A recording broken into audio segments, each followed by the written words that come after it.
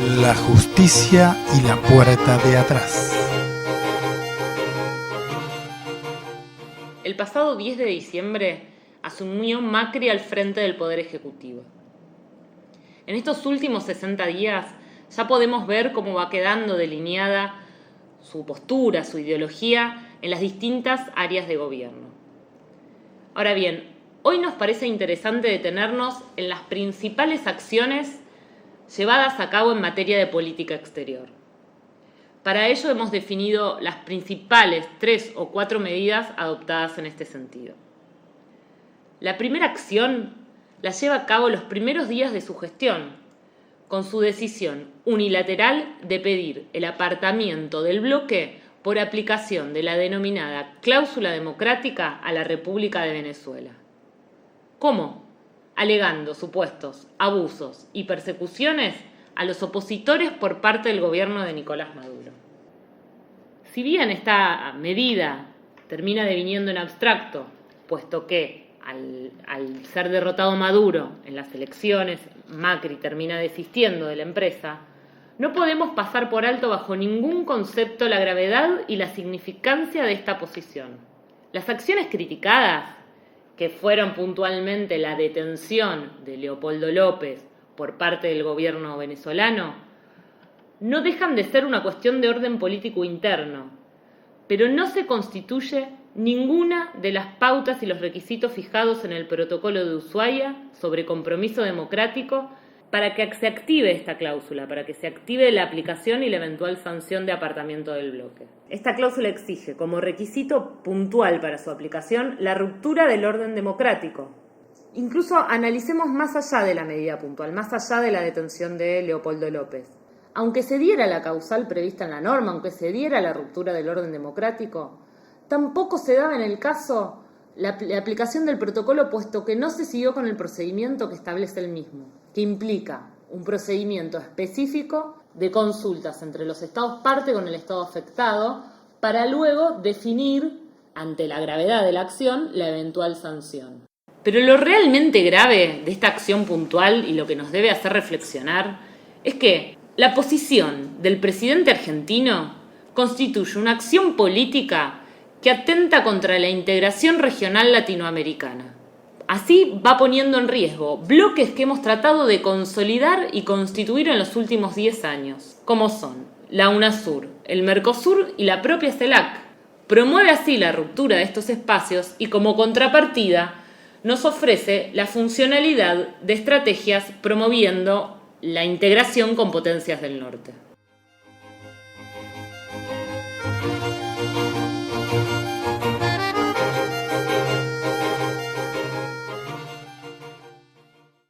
En segundo lugar, tampoco podemos obviar las declaraciones de la flamante canciller, Susana Malcorra, cuando dijo: el ALCA no es mala palabra. Que un canciller argentino formule estas declaraciones a 10 años del no al ALCA debe preocuparnos profundamente. Recordemos que el ALCA es un acuerdo con una finalidad puramente económica. No podemos confundirlo con bloques de integración como son la UNASUR o el Mercosur. Recordemos que el Mercosur implica la creación de un bloque puntual con potestades que conserva el Estado para sí y la creación de organismos supranacionales. Es decir, los Estados conservan para sí su poder de decisión. Al formar parte de estos organismos y de entes supranacionales, conservan para sí su poder de decisión, no afecta su soberanía. Por el contrario, el ALCA implica el sometimiento liso y llano a un régimen en el cual cada Estado determina y condiciona su accionar, que consiste básicamente en la obligación de no turbar la inversión extranjera. Es decir, nos obligamos a no hacer, a no intervenir, nos reservamos competencias, delegamos soberanía, aceptamos que tribunales extranjeros juzguen la legalidad de nuestros propios actos soberanos. Ahora, esto no debe resultarnos extraño. Recordemos nuestra historia reciente. En la era menemista se suscribieron cantidad de tratados bilaterales de inversión que pusieron en jaque la inversión local por sobre la extranjera. Renunciamos soberanía y aceptamos condiciones manifiestamente disvaliosas con el solo objetivo de atraer capitales extranjeros.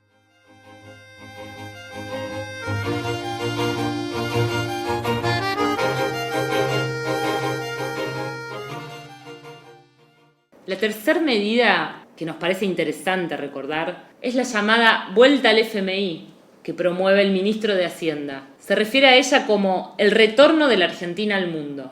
Esto debe constituir una lección al pueblo argentino, que pensó que podía escaparse del orden jurídico internacional, dominado por el capital económico y asegurado por los gobiernos de las potencias. En este marco, ¿no es de extrañar que conforme la versión que diera el propio presidente, una fisura de costilla no lo haya permitido participar de la cumbre de la CELAC en Quito? Una semana atrás estaba participando de la cumbre de Davos. La intención de estar presente en todas y cada una de las maratónicas reuniones de Davos, donde estallan por metro cuadrado los CEOs de multinacionales y los lobistas de negocios, relegando la cumbre de la CELAC, no nos debe dejar margen a dudas. Aunque parezca inverosímil, estamos volviendo a ser un caso de laboratorio. Volvemos al Estado neoliberal, aquel enemigo ya conocido del desarrollo sustentable e inclusivo, que tan mostradas pruebas tiene en nuestro país. Los avances de la última década, con hechos notorios e históricos como el pago total de la deuda al FMI y la cumbre de Mar del Plata, que parapetara los sueños del ALCA, parecen haberse disipado en tan solo 60 días. Debemos reaccionar. Nuestro futuro está en manos de quienes hace 60 días habían sido escondidos. ¿Recuerdan? En la recta final al balotaje. No debe pasarnos desapercibido lo que hicieron con quienes hoy dirigen el Ministerio de Hacienda, el Ministerio de Energía y el propio Banco Central y el Banco Nación. No subestimemos. Erramos si creemos que esta década ha vencido o debilitado a los grandes dueños de la Argentina. Siguen acá, ahora están en el poder, ya no se esconden más. Se presentan todos los días con las mismas recetas que nutren y nutrieron a buena parte de Europa y al modelo adoptado en la Alianza del Pacífico. Nos dirigimos a este modelo que, bajo los postulados del consenso de Washington, desreguló, privatizó, precarizó el trabajo, permitió la apertura total de la economía y cuyas nefastas consecuencias todavía hoy estamos sufriendo en carne propia.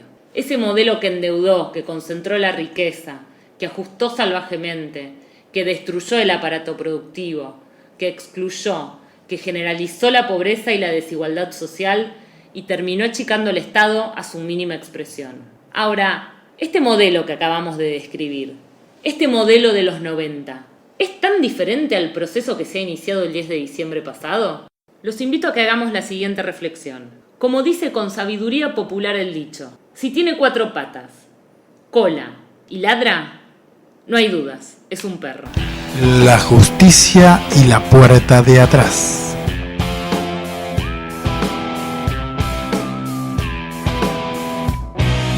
Raro cómo nos mienten en vivo, en la cara, aunque se vea el disfraz.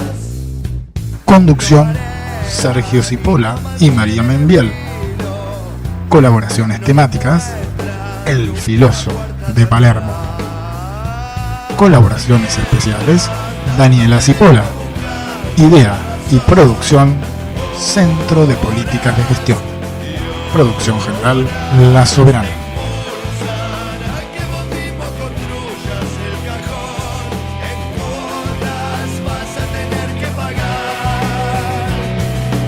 Uno baja sus expectativas y se vuelve fácil de manipular.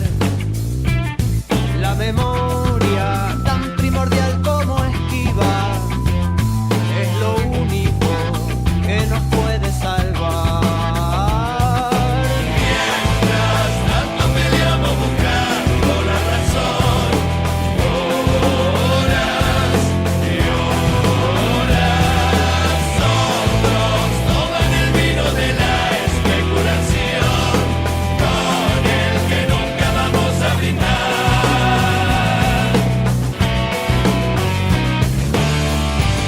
A los dueños no los nombran. Lo que falta es lo que nunca va a llegar. La nariz contra la alfombra. Ni nos matan ni nos dejan levantar.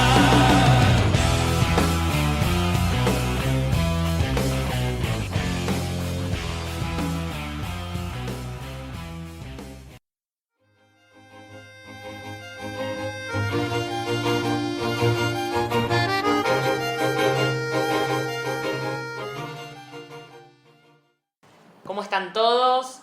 Nosotros muy contentos, hoy iniciando una nueva edición de nuestro programa, La Justicia y la Puerta de Atrás.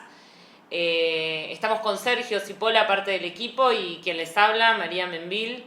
Y estábamos un poco debatiendo sobre lo que escuchamos recién, la editorial de recién sobre política exterior. En este programa nos pareció interesante un poco exponer sobre las primeras medidas que va tomando el gobierno de Mauricio Macri y un poco cómo se va delineando el esquema en este rubro, ¿no? Sí, sobre todo, ¿qué tal? ¿Cómo les va a todos? Sobre todo, bueno, el soporte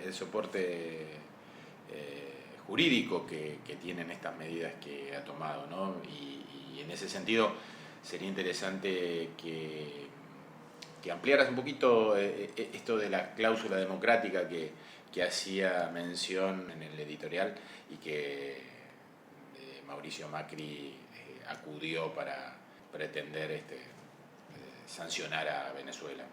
¿Qué es la cláusula democrática esa?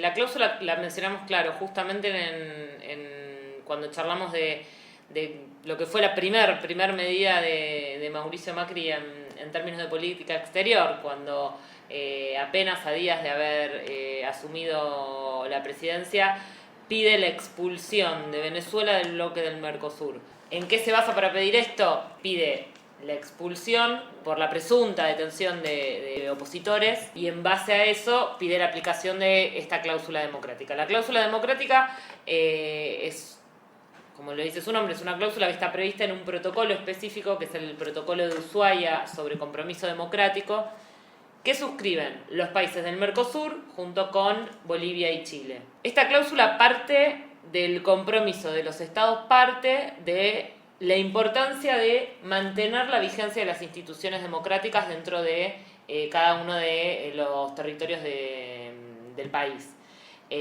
Cuando se pone en riesgo esas instituciones democráticas, los demás pueden acudir a la aplicación de esto. Cuando se detecta la vulneración a esto, el resto de los países, por unanimidad, puede pedir la aplicación de este protocolo. ¿Qué implica este protocolo? Es la determinación de un procedimiento específico para lograr, en todo caso, analizar si se da el quiebre del orden democrático y, en base a eso, después aplicar un procedimiento y la aplicación de sanciones específicas que pueden ir desde la suspensión de los derechos políticos, es decir, a la participación de los órganos dentro de los órganos del Mercosur, o la sanción de exclusión o de suspensión del bloque. Ahora, ¿estaban dados los requisitos para que el presidente Macri pidiera la aplicación de esa? Mirá, en el caso, desde el punto de vista legal, no estaba dado ninguno de los requisitos. El protocolo prevé en todos los casos la unanimidad de los países miembros. La unanimidad tanto para aplicar el procedimiento como para aplicar la sanción. En este caso, no solo se pretendió en forma unilateral aplicar el procedimiento, sino que hasta se había determinado ex ante la sanción que supuestamente tiene que derivar de un procedimiento razonado previsto en la norma. Entonces, no había unanimidad y no había aplicación correcta de los procedimientos. Es claro que no estaban dados los requisitos. Es más, él mismo seguramente sabía que no estaban dados los requisitos. Fue más una cuestión... un objetivo de carácter político. Exactamente, un objetivo de carácter político que coyunturalmente se utilizó. No es extraño... Lo utilizó en la campaña. Exactamente. Pero tenía que ver con un objetivo político a nivel regional y seguramente acordado con algún estado importante de la región. Sí, seguramente, un poquito más al norte, seguramente. ¿Y esta cláusula alguna vez se usó?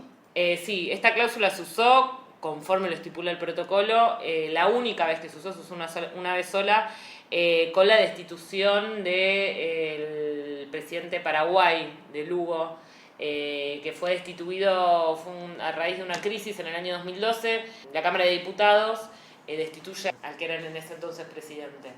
Se le da un velo de legalidad porque se aplica en el marco de una cláusula constitucional, que es similar a lo que es el juicio político acá, El tema es que ese procedimiento estuvo plagado de irregularidades. Fue un proceso que tardó 48 horas entre la denuncia y la sanción y la definición del apartamiento del cargo del presidente.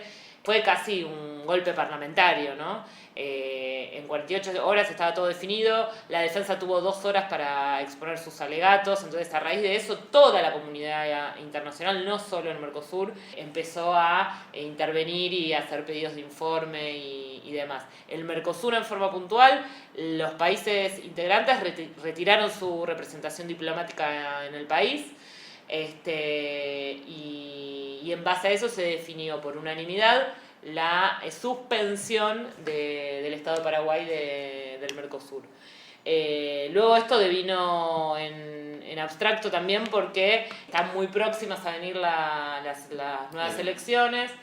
La comunidad internacional se basó más en auditar la transparencia de estas elecciones. Ahora, estos mecanismos, indudablemente, más allá del aprovechamiento, diría, oportunista del presidente Macri, creo que han fortalecido a la región en el sentido de preservar los espacios democráticos y ante la primera situación que ponga en riesgo o las instituciones democráticas o la paz en la región, creo que han servido este tipo de mecanismos, ¿no?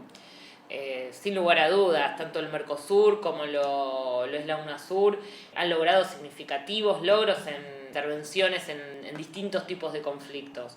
Estos bloques regionales implican la asociación entre iguales, parte de la base de una asociación en lo que es sur-sur y deja de lado la idea del ALCA y de otros mecanismos de intervención que implicaban el padrinazgo o la intervención dentro del bloque de una potencia. Entonces ahí no había igualdad.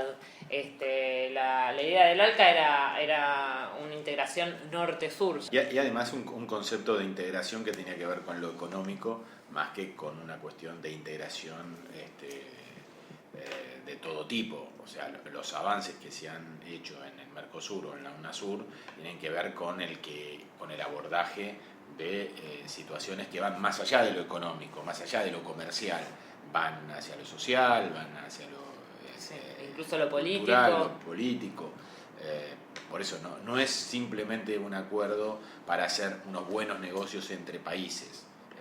Alguna vez decía algún profesor en la facultad que las relaciones diplomáticas eran nada más que vínculos por intereses. Y nosotros entendemos que estos organismos han pretendido ir más allá de intereses económicos. Seguramente, sí, seguramente. Ejemplo de esto son la importancia, por ejemplo, que tuvo la UNASUR en la crisis diplomática de Colombia con Ecuador y luego la intervención de Venezuela cuando por la persecución de los líderes de la FARC mueren civiles en territorio ecuatoriano, la denuncia a Colombia, la intervención de Venezuela y el rol esencial que tuvo la UNASUR en evitar un conflicto. Claro, siempre en un plano de igualdad y sabiendo todos cómo es el procedimiento a seguir, digamos, sin el fantasma de un poder superior. Seguramente la soberanía todos los países la conservan.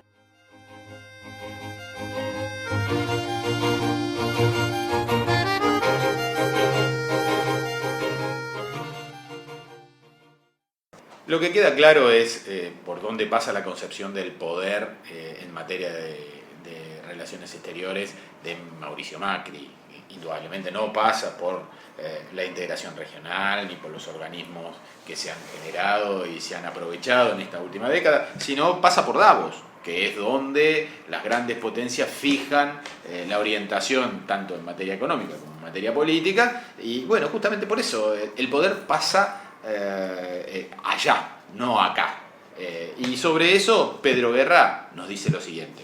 Contra el poder que nos enseña solo aquella mitad, contra el poder de las verdades dobladas, contra el poder de quien conoce pero sangra además, contra el poder de las canciones guardadas, contra el poder que nunca abraza a los que pueden pensar, contra el poder que nos vigila los pasos, contra el poder que siempre miente en nombre de la verdad, contra el poder que nos convierte en extraños, contra el poder que debilita y nada, que solo quita y deshace lo que está, contra el poder en cualquier forma que se dé, contra la fuerza y mal uso de la fe desde el poder.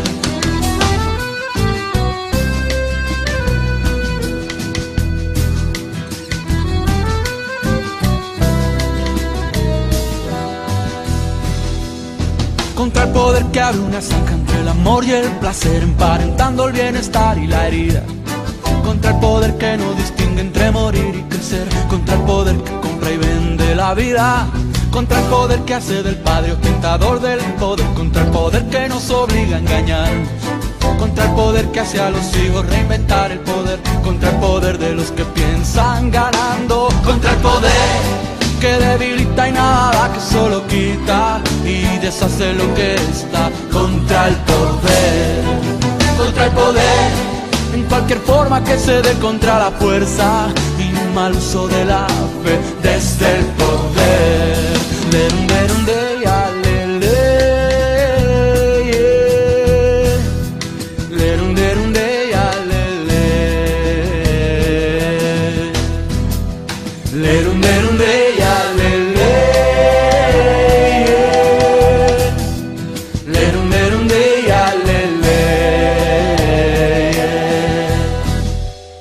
Contra el poder que no descansa y se detiene a beber junto a las fuentes del sabor y el deseo, contra el poder que no bendice en el hogar del poder, contra el poder de la ignorancia y los juegos, contra el poder que debilita y nada, que solo quita y deshace lo que está, contra el poder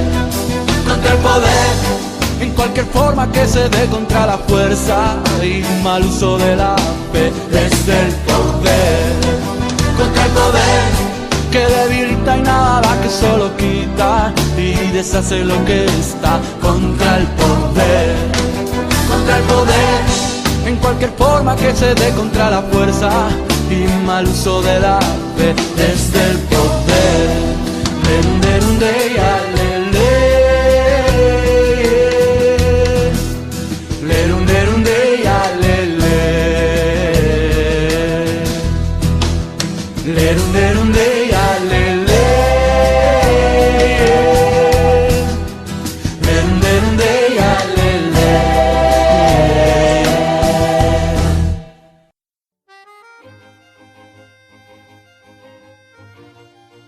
La justicia y la puerta de atrás. Un programa que pretende mostrarte lo que se ve y lo que no se ve de nuestro sistema legal. No nos conformamos con escuchar las respuestas de siempre por parte de los actores que dominan la escena. Por eso nos preguntamos, ¿de dónde venimos y hacia dónde vamos? Nuestra propuesta es darte los elementos para que elijas tu destino y no que otros lo hagan por vos.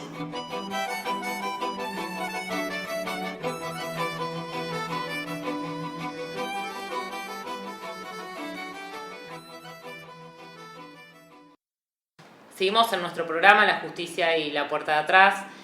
Estábamos charlando recién, interesante sería tratar un poco el tema de política exterior, pero ya más basado en lo que fue la política de los 90 en la materia, que nosotros decimos que está teniendo similitudes con el esquema que plantea el nuevo presidente.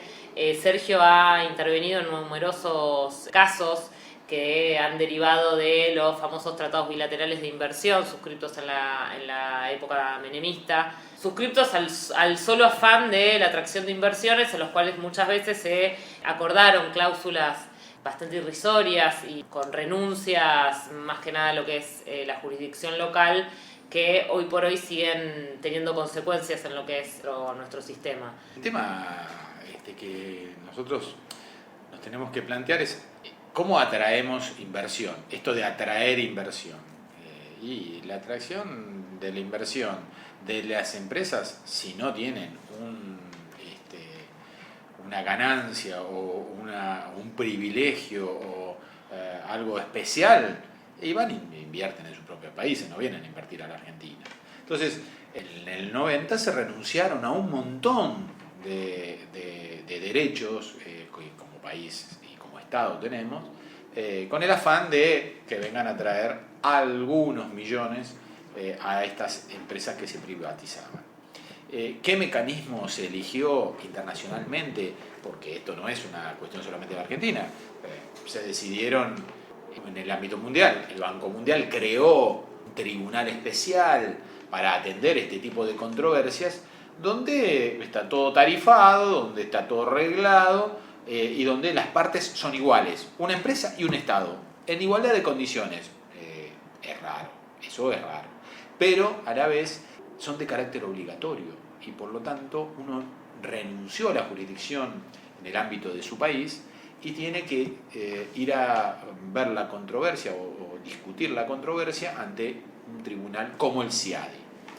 En el CIADI, hasta la llegada de Néstor Kirchner y Cristina Fernández de Kirchner, la defensa del Estado argentino la hacían estudios jurídicos especializados en derecho internacional o específicamente en el tema de privatizaciones. Eso, si uno lo lee detrás de bambalinas, es muy fácil de arreglar un estudio jurídico para que termine en realidad defendiendo los intereses de la empresa y no la del Estado. Pero más allá de eso, a partir de la llegada de Néstor Kirchner, decidió que sea el propio Estado, a través de la Procuración del Tesoro, quien defienda los intereses cuando existieran controversias. Acuérdense que a partir de Néstor Kirchner se retomaron o se dejaron sin efecto determinadas privatizaciones, el Estado retomó la administración de determinadas empresas y eso generó controversias, como también controversias en función de la falta de, por ejemplo, el otorgamiento de aumento de tarifas. Todas esas controversias se dirimían o se dirimen hoy en el CIADI. Sí, la catarata de juicios fue abrumadora porque recordemos que no solo la empresa que prestaba el servicio público tenía la facultad de demandar ante el CIADI o demandar en el marco de estos tratados bilaterales, sino que alcanzaba a la empresa, a su controlante, su controlada, a los accionistas, con lo cual quizás por un mismo hecho teníamos 4, 5, 10 demandas por el mismo hecho, de actores que ni siquiera conocíamos, ni teníamos conocimiento, ni el país tenía conocimiento que existían o podían llegar a demandar al Estado. Exactamente.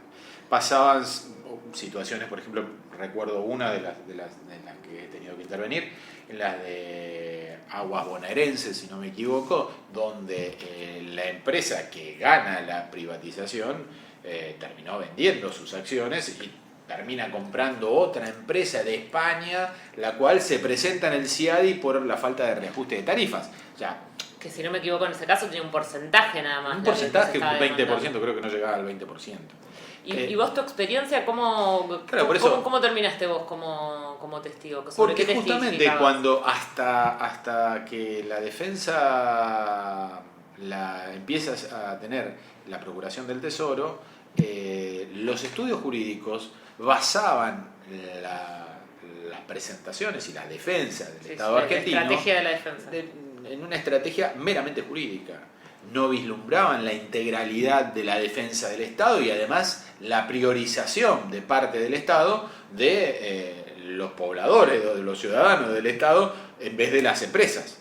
Entonces, bueno, acudían a los elementos que tenían el contrato o los elementos que en derecho internacional podían surgir, pero no se hacía hincapié en la situación de emergencia que vivió la Argentina desde el 99 hasta el 2003, en la que se vulneraban derechos fundamentales de las personas y las empresas se presentaban a reclamar cuestiones que tenían que ver con el aumento de una tarifa.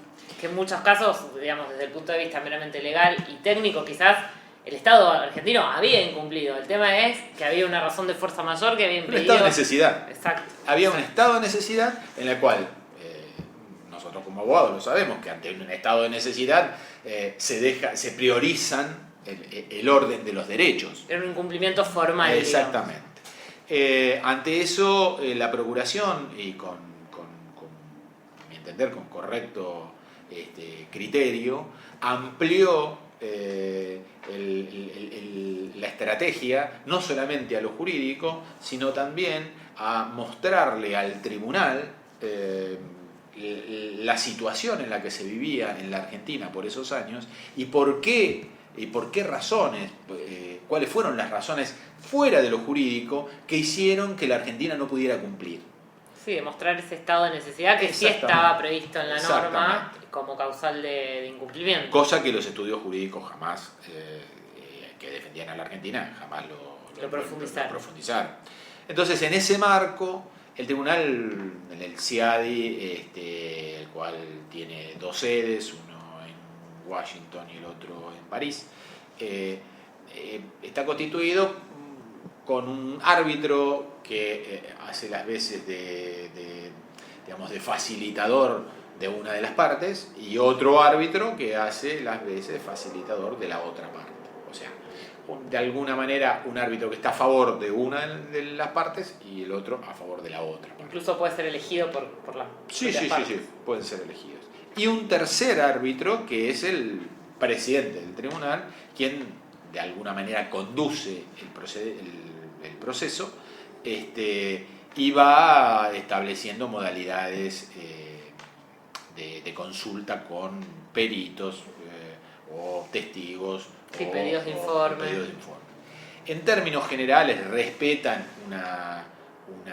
un orden general de cualquier tipo de presentación de una demanda, una respuesta a esa demanda por parte del Estado argentino, si la empresa hace el reclamo ante el tribunal.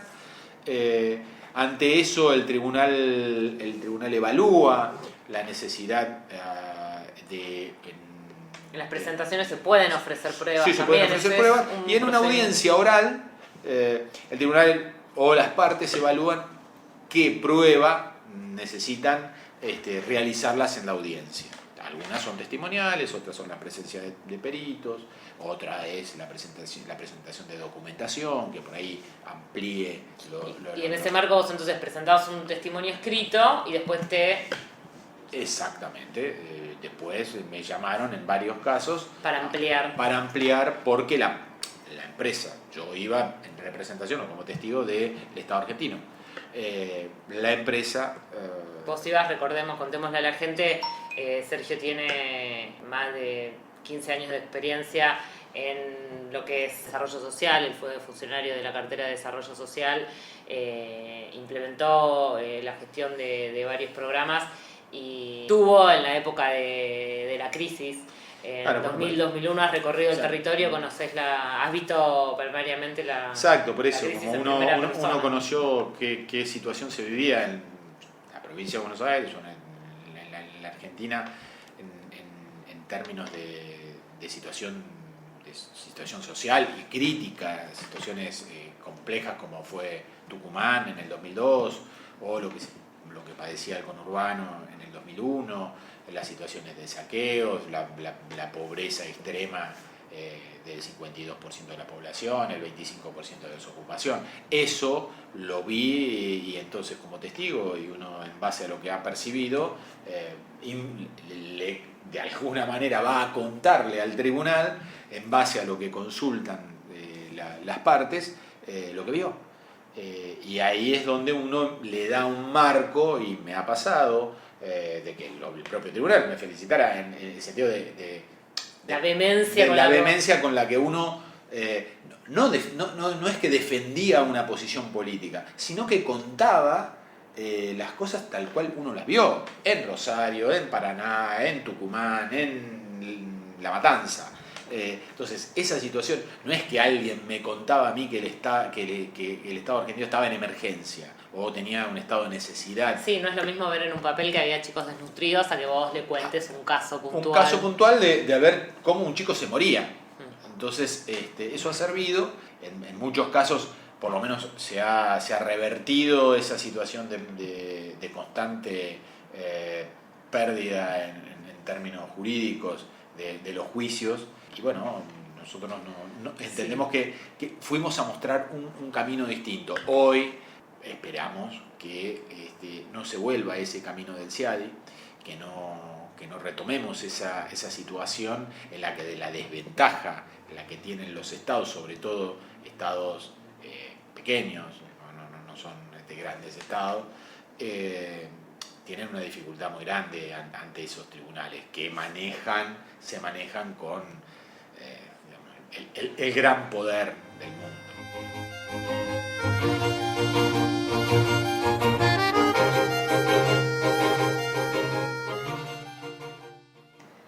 Muy interesante escuchar en primera persona el relato de alguien que le tocó la ardua tarea de ser parte de la defensa argentina ante estas cortes internacionales, ¿no? Con las herramientas que nos dejó la década del 90. Pero bueno, ya llegando al final del programa de hoy, nuestra intención era hacer un repaso de las conclusiones que logramos sacar.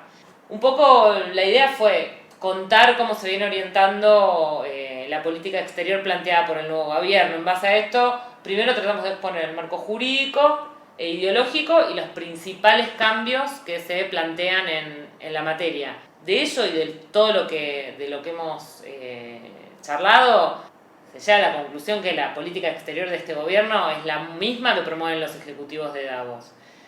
Estamos volviendo a poner el acento exclusivamente en lo comercial, en la generación de zonas de libre comercio, en la eliminación de barreras arancelarias. Todo esto nos hace volver a la idea del paradigma neoliberal de los 90.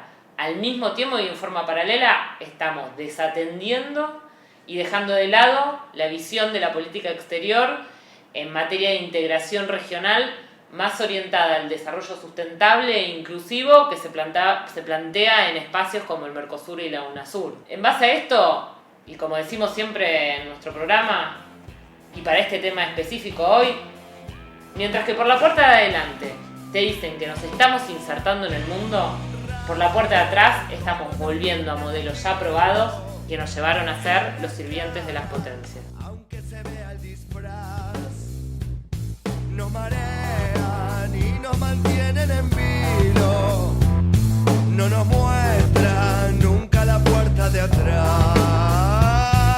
Mientras tanto peleamos buscando la razón, horas y horas te impulsan a que vos mismo construyas el cajón. En cuotas vas a tener que pagar. Uno baja sus expectativas y se vuelve fácil de manipular.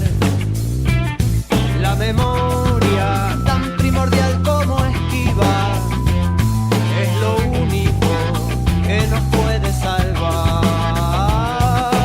Mientras tanto peleamos buscando la razón, horas y horas. Otros toman el vino de la especulación, con el que nunca vamos a brindar.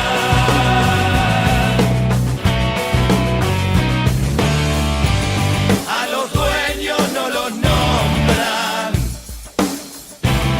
Lo que falta es lo que nunca va a llegar. La nariz contra la alfombra, ni nos